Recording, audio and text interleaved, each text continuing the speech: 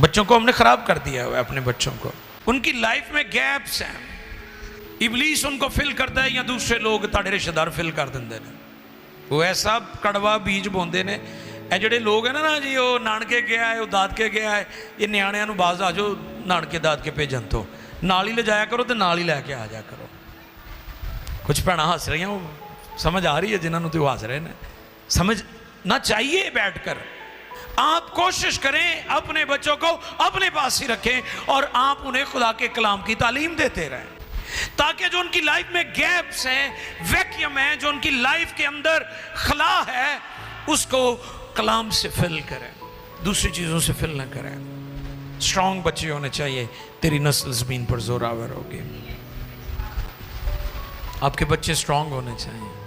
اسکولوں میں جائیں کالجز میں جائیں مارکیٹ پلیس پر جائیں. آپ کی بیٹیاں اسٹرانگ ہونی چاہیے.